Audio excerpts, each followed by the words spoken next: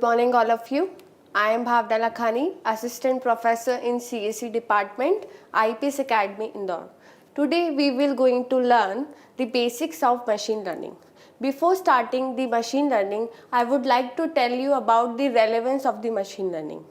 हम machine learning क्यों पढ़ने वाले हैं इसका मैं आज आप लोगों को बताऊंगी. तो मशीन लर्निंग को जानने से पहले एक बहुत फेमस साइंटिस्ट थे clumsy हस्किन. The very famous scientist, he was a mathematician who has given the new quote in the world is data is the oil.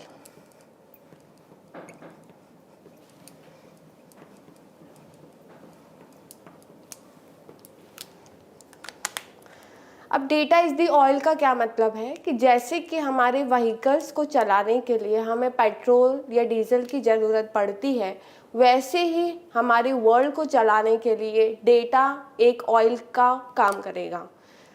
अब यहाँ पर data is the new oil का रेलेवेंस ये है कि हमारी population, world population is almost 800 crore.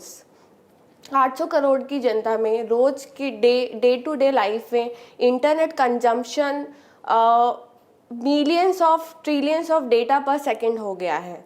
सो उस data को से हमें कुछ सफिशिएंट इनपुट निकालने के लिए, कुछ सफिशिएंट पैटर्न निकालने के लिए मशीन को हम लर्न करवाते हैं. इसलिए हमने मशीन लर्निंग, कंप्यूटर साइंस का एक स्पेशल फील्ड डिज़ाइन हुआ जो डेटा पर काम करेगा. Since data is the new oil, अब हम मशीन लर्निंग पर डिस्कस करेंगे कि मशीन लर्निंग बेसिकली होता क्या है. So machine learning as per the definition it is a statistical technique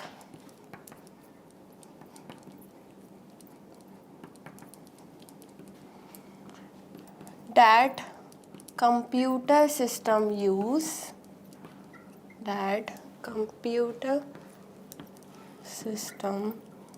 use to learn ability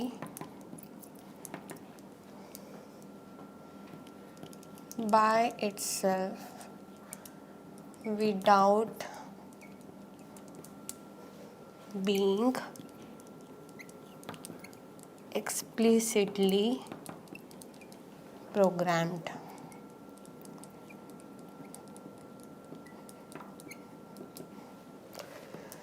This is a standard definition of machine learning. Machine learning is the field of computer science where we can use statistical techniques to generate a ability to learn by itself without explicitly programmed. अब इसका मतलब क्या है वो मैं आपको diagram के through समझाती हूँ.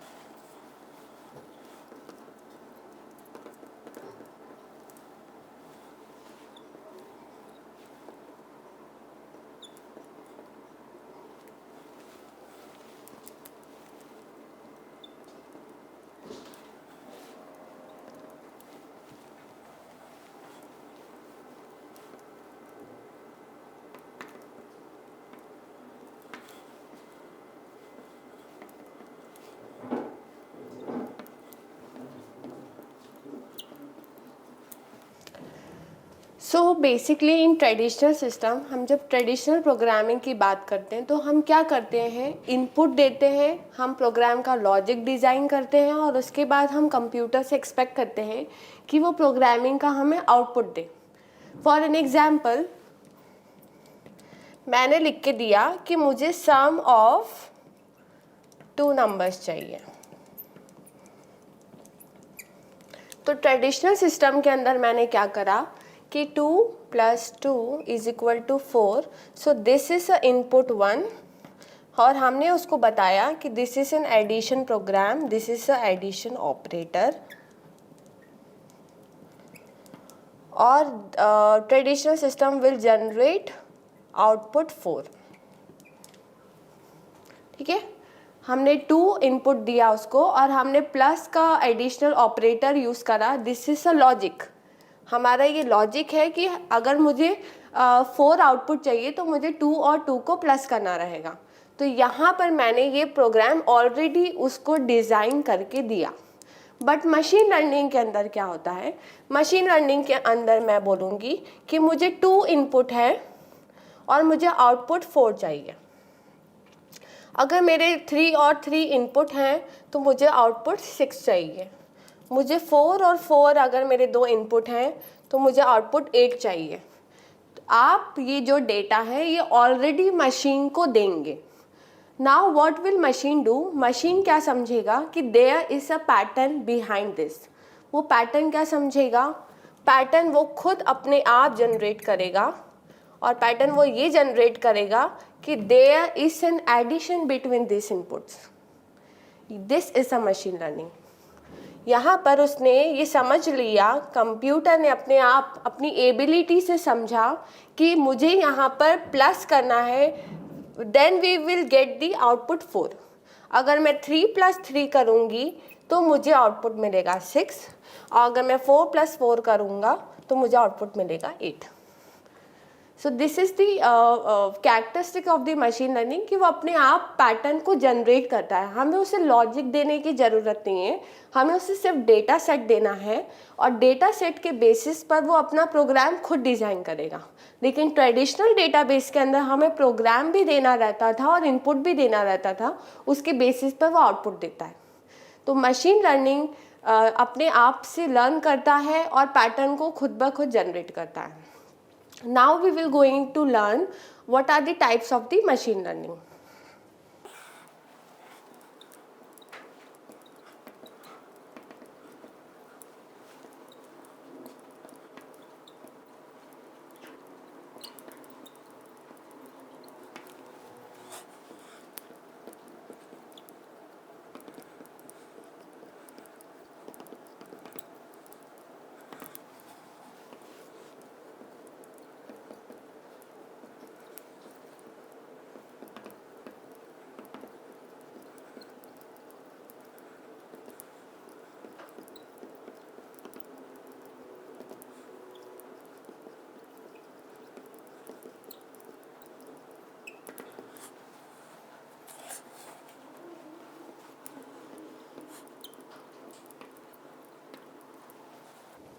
Okay, so these are the types of machine learning. There are basically 3 types of machine learning: supervised learning, unsupervised learning, and reinforcement learning. In these 3 learnings, we have multiple techniques to solve different types of problem in the real world. We will have some one by one algorithms, and we will look after it कि what are their applications. So the first learning is the supervised learning. अब basically supervise learning के अंदर होता क्या है, supervise से ही आपको term से समझ आ रहा होगा कि हम किसी चीज़ को ऑलरेडी ट्रेन कर रहे हैं, हम किसी चीज़ को ऑलरेडी देख रहे हैं। तो यहाँ पे सुपरवाइज का मतलब हुआ कि there is a label data.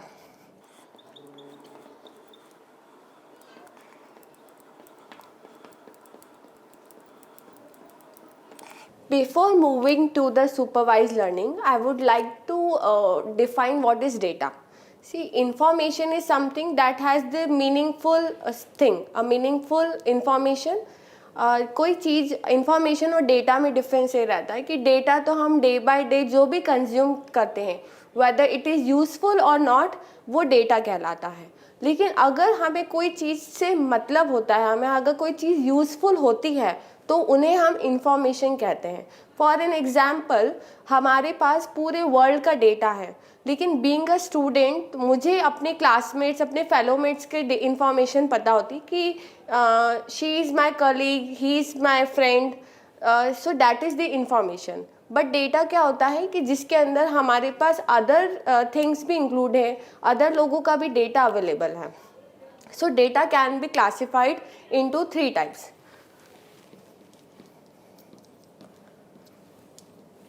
So the first data is structured data, second data is semi-structured data, and the third data is unstructured data.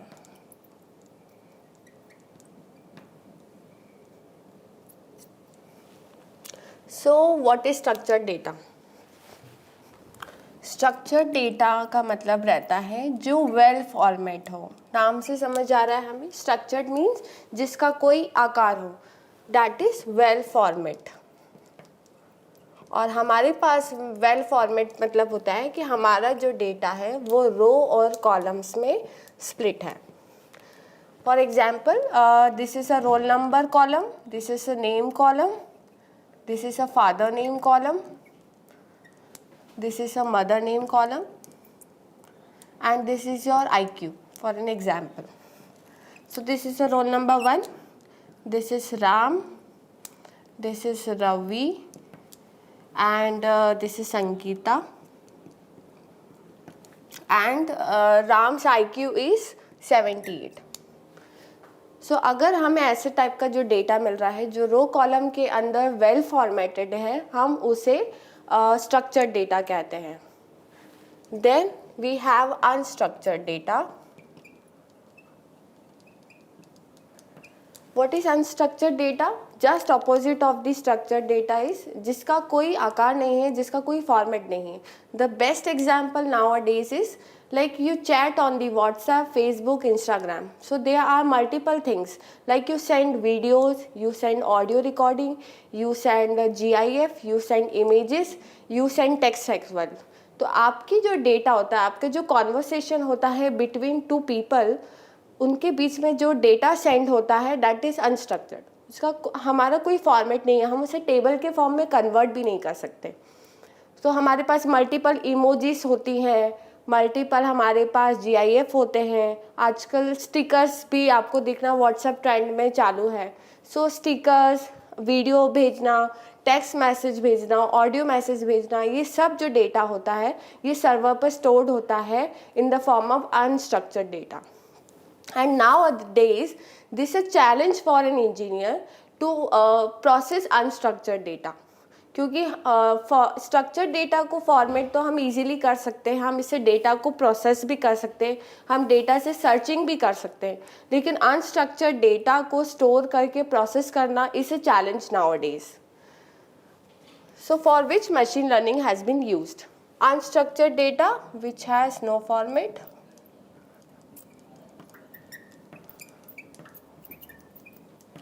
Example, image,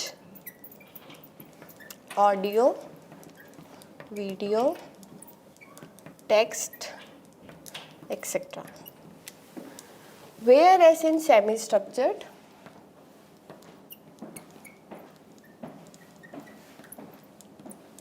semi-structured lies in between unstructured data and structured data. Like in this, we use XML format and JSON format. I hope you all got the difference between the types of data that will be provided to the machine learning to process it.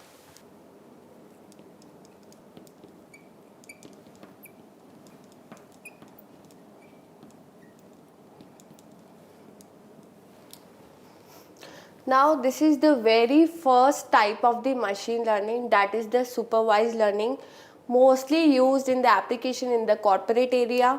Supervise learning technique का अपना एक importance है corporate culture में, और even in every software aspect, चाहे banking ले लीजिए, चाहे हेल्थ केयर ले लीजिए, everywhere supervise plays an vital role. अब सुपरवाइज लर्निंग के अंदर basically we use label data. Now what is label data? Label data is nothing but the data which has some information.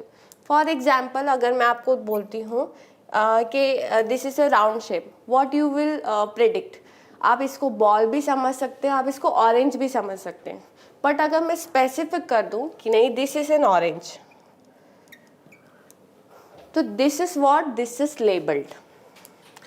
मैंने इसका नाम दे दिया कि ये जो आपको सर्कल शेप में जो इमेज दिख रही है ये ऑरेंज है, this is a label data. So supervised learning all deals with the label data only. So the very first technique in the supervised learning is regression. Now before moving to the regression, I would like to explain a sort of data which has two forms also. Data has two forms. That was the types of the data. Now data can be represented in two forms. First is the numerical, and the second is categorical. Categorical numerical means which has some specific numeric. ऐसी number ऐसा data जिसके अंदर कुछ numbers present होते हैं उन्हें numerical type का data type कहते हैं. For an example, your age is a numerical, your weight is a numerical, your height is a numerical. Even what you will learn in your exam forms, आपका जो CGPA रहता है वो भी numerical रहता है. कैटेगोरिकल के अंदर हमारी चीज़ें रहती हैं जो न्यूमेरिकल नहीं होती. फॉर एग्जाम्पल, आप जब नेशन लिखते हैं तो नेशन में हम इंडिया लिखते हैं या भारत लिखते हैं. वैसे अगर कोई US का होगा तो वो USA लिखेगा. सो this is the nation which has categorical. हम उसको न्यूमेरिक टर्म में रिप्रेजेंट नहीं कर सकते. नेशन के अलावा हमारे पास हो गई gender, that is male female. Transgender is also the third type of gender. Nation, gender, yes, no. So these are the categorical representation of the data. Okay, in regression suppose हमारे पास एक data set है कि IQ है हमारा 74, numbers of our study करता है वो 6 और CGPA बना है 7.2. Now again I have an IQ 79, R 6.5 and CGPA is 7.6. Suppose IQ is 110, R's 8 and CGPA is 8.5. Suppose IQ is 140, R's is number of 10 and CGPA is 9.2. सो हमारे पास एक data set है जिसके अंदर हमने 3 कॉलम्स लिए हैं, IQ, number of hours and CGPA. एक student है जिसका IQ 74 है, जो 6 घंटे पढ़ता है, जिसका CGPA 7.2 आया. तो हमने ऐसा डेटा सेट मशीन को दिया है ताकि वो नए इनपुट और आउटपुट के लिए एल्गोरिथम डिज़ाइन कर सके. Now what will do is कि अगर मैं चाहूँ कि मुझे 109 CGPA, 109 IQ, number of hours हमारे हो गए 9 और हमें उसके लिए CGPA प्रिडिक्ट करना है. So here regression plays important role in this data set. Regression क्या करेगा, एक पैटर्न डिज़ाइन करेगा. उस बेसिस पर वो अपकमिंग जो भी न्यू IQ हम देते हैं, नंबर ऑफ आवर्स देते हैं, उस बेसिस पे वो CGPA हमें प्रिडिक्ट करके दे देगा. सो इन सुपरवाइज लर्निंग हमारा क्या होता है, प्रिडिक्शन बेस्ड होता है, जिसमें वो प्रिडिक्ट कर देता है कि अब आउटपुट क्या आएगा. जब हम ऑलरेडी मशीन को डेटा सेट प्रोवाइड कर देते हैं, this is input 1, this is input 2 and this is output. जब हमने ये डेटा सेट मशीन को दे दिया, उस बेसिस पर जो अपकमिंग कुछ भी हम उसको डेटा या इनपुट प्रोवाइड करते हैं, उस बेसिस पर वो आउटपुट CGPA प्रेडिक्ट करता है. That is the regression algorithm. Now second is classification algorithm. Now what is classification algorithm? Suppose I have an IQ this is a CGPA, and what we will do is placement, status. Suppose बच्चे का IQ है 76, CGPA है 6.8 and placement yes हुआ है. Suppose IQ है 50, 5.5 is a CGPA and placement नहीं हुआ है. Suppose I have an IQ 119 and the 7.78 and the placement status is yes. So classification algorithm के अंदर हम क्या करेंगे, हमने ये डेटा सेट दिया है उसको कि 3 कॉलम्स हमारे पास IQ भी है, बच्चे का CGPA भी है और हमारे पास प्लेसमेंट रिकॉर्ड्स भी है. ऐसा हमने 5000 का डेटा सेट दिया है, 5000 स्टूडेंट्स का डेटा सेट. 5000 स्टूडेंट के डेटा सेट के ऊपर मशीन ये सीखेगा कि ये टाइप के इनपुट पे मुझे ये टाइप का आउटपुट मिल रहा है, तो अगले इनपुट पे मुझे क्या आउटपुट प्रिडिक्ट करना है। अब क्लासिफिकेशन के अंदर this is the categorical data. I have already discussed the type of the data, that is the numerical data and the categorical data. So जो classification algorithm है वो categorical data को define करती है। I hope you are cleared with the regression algorithm and the classification algorithm. Now the second type of the learning in the machine learning is unsupervised learning.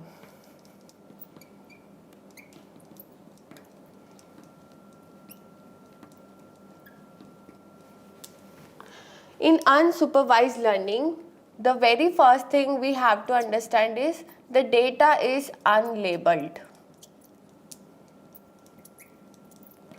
And the following techniques are used in the unsupervised learning, that is the clustering. The second thing is dimension reduction.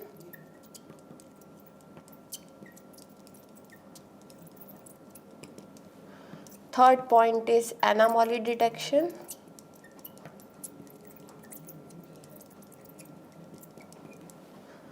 And the fourth is association. So we will learn one by one these four techniques in the unsupervised learning. The very first is clustering. So clustering means grouping of similar objects.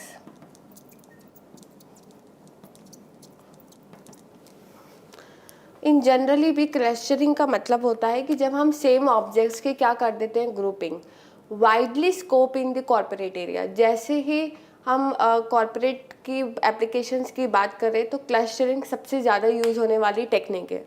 For an example, अगर मैं market की बात करूं तो हमारे यहाँ पे grouping होती है। For an example, grouping of associations, grouping of toys. हमारे जब भी हम कहीं पर for an example D mart गए, बेस्ट प्राइस गए, आपने देखा होगा वहाँ पे ग्रुपिंग होती है। मेल सेक्शन एक जगह होता है, फीमेल सेक्शन एक जगह होता है, किड्स सेक्शन एक जगह होता है। तो ये सिमिलर ऑब्जेक्ट्स और उनकी सिमिलर कैरेक्टरिस्टिक्स को देखकर ग्रुपिंग की जाती है। तो clustering has different types, hierarchical clustering, hybrid clustering, linear clustering. So उसका कॉर्पोरेट में अपना एक यूज़ है। एग्जाम्पल, आपका जो ईमेल रहता है उसकी भी अलग अलग ग्रुपिंग की जाती है। प्राइमरी ईमेल्स एक में आते हैं, हमारे सब्सक्राइब्ड जगह पे एक आते हैं, सोशल ग्रुपिंग एक होती है जिसके अंदर जितने भी आपके फेसबुक और इंस्टाग्राम की स्टोरीज होती है उसका मेल भी आपको जीमेल पर आ जाता है। उसके बाद हमारी जो प्राइमरी ईमेल के अंदर जो हमारे वर्क होता है उसकी एक ग्रुपिंग होती है। सो हमारी प्राइमरी ईमेल, सेकेंडरी ईमेल्स, इन सब की ग्रुपिंग जो होती है वो ऑटोमेटिक मशीन लर्निंग सर्वर के थ्रू करता है। That's why clustering had the huge scope in the corporate. Now the second is dimension reduction.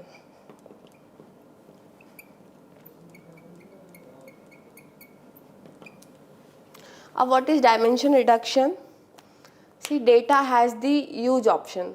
कभी कभार क्या होता है कि हम जब डेटा सेट देते हैं मशीन को तो हम एक्स्ट्रा फीचर्स भी दे देते हैं जिसकी वजह से डेटा जो मशीन है वो कंफ्यूज हो जाती है। फॉर एग्जांपल, अगर मैं बीइंग अ स्टूडेंट बात करूं तो what is important for me, मेरा रोल नंबर, मेरा CGPA, father's name, mother's name, मेरा ब्लड ग्रुप, मेरा nation, gender, that are the primary columns that are required as a information for the student. लेकिन अगर मैं कुछ अननोइंगली कॉलम्स को add कर लूँ, फॉर एन एग्जाम्पल,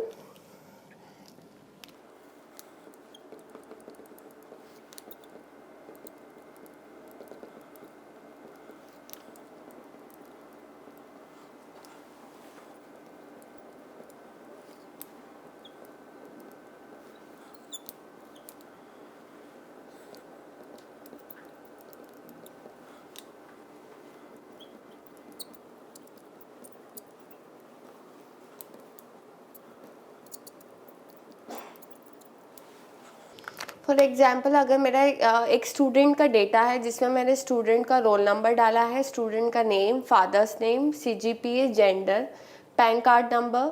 अब यहाँ पे आपने एक चीज़, 2 कॉलम्स देखे होंगे, data this 10th school name and 12th school name. For this अगर मैं स्टूडेंट पॉइंट ऑफ व्यू से बात करूँ तो स्कूल नेम इतना इम्पॉर्टेंट नहीं है, रेलेवेंट नहीं है for the students information. This are the primary columns data mandatory हम स्टूडेंट्स के पॉइंट ऑफ व्यू से सोचते हैं। इवन उनका 10th का परसेंटेज और 12th का परसेंटेज भी इंपॉर्टेंट है, बट 10th का स्कूल का नेम और 12th का स्कूल का name for this purpose is not at all relevant. So machine learning क्या करता है, मशीन लर्निंग ने एक कॉन्सेप्ट लेके आया, एक टेक्निक लेके आया, that is called dimension reduction. कि ऐसे कॉलम्स या ऐसा डेटा जो मशीन को एक्यूरेसी से कम कर दे, उसको हम क्या कहते हैं, डायमेंशन रिडक्शन कहते हैं। डायमेंशन रिडक्शन का मतलब ही होता है कि हम कॉलम्स को रिडक्ट कर दें, रिड्यूस कर दें, ताकि हमारा जो डेटा है वो अच्छे से प्रोसेस हो पाए, फर्स्ट नंबर, और डेटा में एक्यूरेसी हो, second number, and the speed should also be fast. कभी कभार ऐसा होता है कि since we have huge amount of data, terabytes में डेटा होता है। फॉर एग्जांपल, ये स्टूडेंट्स का ही अगर मैं 10,000 या 20,000 या 1 लाख का डेटा सेट दे दूँ, तो यहाँ पर ये जो 2 कॉलम्स के नाम हैं ये रेलेवेंट नहीं होंगे। ये डेटा मशीन लर्निंग को इसको प्री प्रोसेस करने में भी टाइम लगेगा और इसकी वजह से परफॉर्मेंस स्लो हो जाएगी। तो हमें क्या करना, हमारा मेन टारगेट होता है डायमेंशन रिडक्शन टेक्निक के अंदर कि हम वो डेटा सेट दें मशीन को जो एक्चुअली काम का है, जिससे हमें एक्चुअली कुछ इंपॉर्टेंट आउटपुट मिलेगा। और ऐसा डेटा जिससे मशीन की एक्यूरेसी कम हो जाती है या ओवरऑल थ्रूपुट कम हो जाता है, ऐसे डेटा को हम एलिमिनेट कर देते हैं प्री प्रोसेसिंग डेटा के टाइम पर। जब डेटा प्री प्रोसेस होने वाला रहता है तो हम डायमेंशन को रिड्यूस कर देते हैं ताकि हम उसे एक काम के डेटा को मशीन को प्रोवाइड कर सके to get the better results. Kaggle and UC machine learning repository 2 बहुत फेमस वेबसाइट्स हैं जहाँ पे आपको free open source data set available है। आप उस पर भी मशीन लर्निंग के एल्गोरिथम्स लगा सकते हैं क्योंकि उन्होंने डेटा सेट को फ्रीली अवेलेबल करवाया है। तो कैगल के अंदर आपको एक डेटा सेट मिलेगा बहुत सारे इमेजेस का। तो होता क्या है कि इमेजेस जो होती हैं वो 746 डायमेंशंस में थी। तो 746 डायमेंशंस के अंदर, सिंस 746 डायमेंशंस के अंदर हमारी जब डेटा हम विजुअलाइज करने की बात करते हैं, जब हम डेटा को देखेंगे तो हम 746 डायमेंशंस पे नहीं देख पाएंगे। तो उस चीज़ को प्रोसेस करने के लिए dimension reduction plays a very very important technique. 746 dimension को वो कम करके 3 डायमेंशन या 2 डायमेंशन के अंदर कन्वर्ट करेगा so that data can be visualise well. Machine learning के अंदर जब हम डेटा को प्री प्रोसेस कर देते हैं और आउटपुट भी ले लेते हैं तो हमें डेटा को विजुअलाइज भी करना रहता है to get the better results, to get the better decisions। Decision making के लिए ही मशीन लर्निंग विजुअलाइज करवाता है। सो फॉर एन एग्जाम्पल, अगर वो 746 डायमेंशन का डेटा है तो वो something X axis, Y axis and Z axis पे कन्वर्ट हो जाएगा। सो ये आप खूबसूरती समझो इस टेक्निक की कि ये टेक्निक आपको रेलेवेंट डेटा और रेलेवेंट डायमेंशन के अंदर कन्वर्ट करके देता है। Third is anomaly data, anomaly detection. Anomaly का जनरली मतलब ही ऐसा होता है कुछ अजीब चीज़ जो आपके सिस्टम के अंदर आ गई है। फॉर एन एग्जाम्पल, आपका एक वेल फॉर्मेट सिस्टम है और आपको ऐसा लगे कि सपोज एन एग्जाम्पल कि आपके क्लास में 60 स्टूडेंट्स हैं, आप 60 स्टूडेंट्स को अच्छे से जानते हैं, लेकिन सपोज एक बच्चा सडनली 61 स्टूडेंट आता है जो कि उस क्लास का नहीं होता है, उस इंस्टीट्यूट का नहीं होता है। तो ऐसे टाइप की चीज़ों को डिटेक्ट करने के लिए हम एनामॉली डिटेक्शन का यूज़ करते हैं। सो फॉर सपोज आपका ये ग्रुप है,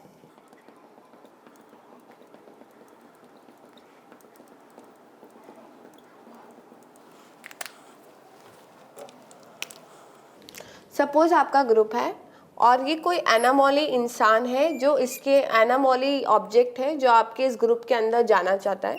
तो एनामोली डिटेक्शन क्या करेगा, इस थर्ड ऑब्जेक्ट को जो कि अननोन है इस पर्टिकुलर ग्रुप के लिए, उसको एलिमिनेट कर देगा।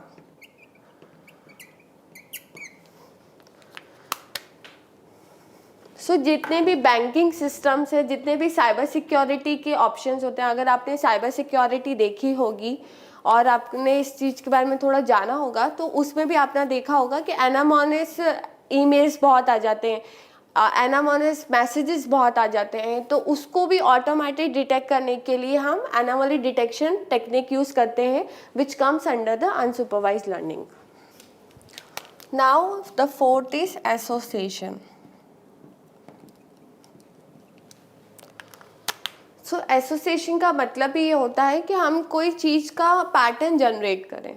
सबसे बेस्ट एग्जांपल अगर मैं बोलूँ कि अगर हम डी मार्ट जाते हैं तो आपने देखा होगा कि ब्रेड के साथ बटर रखा रहता है, ब्रेड के साथ एग्स रखे रहते हैं। जब भी हम कोई चीज़ परचेस करने जाते हैं तो हमें सिमिलर टाइप की जो हम डे टू डे लाइफ में यूज़ करते हैं वो चीज़ें आपको साथ में मिलती है। आपको सोप के साथ लोशन मिलेगा, आपको फुटवेयर्स के साथ सॉक्स मिलेंगे। जो ये कॉम्बिनेशंस होते हैं ये एसोसिएशन के अंदर आते हैं। एसोसिएशन क्या करता है, ऐसे टाइप के पैटर्न ऑटोमेटिक जनरेट करता है जिसकी वजह से आपका बिजनेस ग्रो करे या आपकी इकोनॉमिकली ओवरऑल ग्रोथ हो। The best example is Walmart. आपने वॉलमार्ट का बहुत फेमस नाम सुना होगा। वॉलमार्ट जैसे बेस्ट प्राइस होता है, जैसे कि डी मार्ट होता है, वैसे वॉलमार्ट एक बहुत बड़ा सुपरमार्केट है जिसकी मल्टीपल फ्रेंचाइजीज है वर्ल्ड के अंदर। मशीन लर्निंग ने वॉलमार्ट को एक अच्छी चीज़ सजेस्ट की। वॉलमार्ट ने एक डेटा दिया और वॉलमार्ट में एक चीज़ जो उन्होंने पाई जो कि बहुत वियर्ड है, ये केस स्टडी भी है जो IIM में भी डिस्कस हुई है, आप ये केस स्टडी को भी पढ़ सकते हैं। ये केस स्टडी थी कि वॉलमार्ट के अंदर एक सेक्शन है डायपर का। एवरीवन नोज कि बच्चों के छोटे डायपर्स होते हैं। गैस व्हाट, डायपर्स के पास में जो चीज़ रखी गई थी वो थे बियर। अब एवरीवन विल गेट शॉक कि भैया डायपर का बियर से क्या लेना देना। ये चीज़ अमेरिका में पाई गई कि डायपर जो पेरेंट्स रहते हैं जब वो डायपर परचेस करते हैं तो उन्होंने बियर भी ली है। ये पैटर्न मशीन ने जनरेट करके दिया था वॉलमार्ट को, और वॉलमार्ट ने उसके बाद डायपर के साथ में सेक्शन लगाया था बियर का, जिसकी वजह से ओवरऑल प्रोडक्टिविटी भी बढ़ गई। एसोसिएशन बहुत इकोनॉमिकली भी बहुत फ़ायदेमंद है, उसके बहुत सारे एडवांटेजेस हैं। इवन आप ये US की केस स्टडी को भी गूगल पे पढ़ सकते हैं। Okay, the third type of the machine learning is reinforcement learning. What is reinforcement learning? Is reward based learning.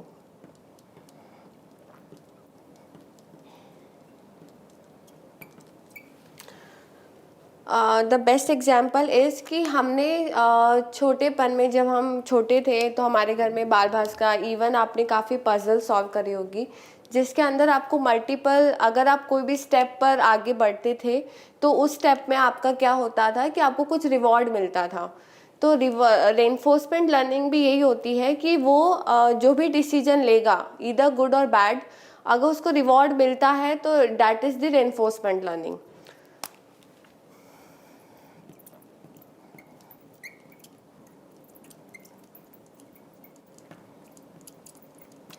Reinforcement learning used in computer gaming applications.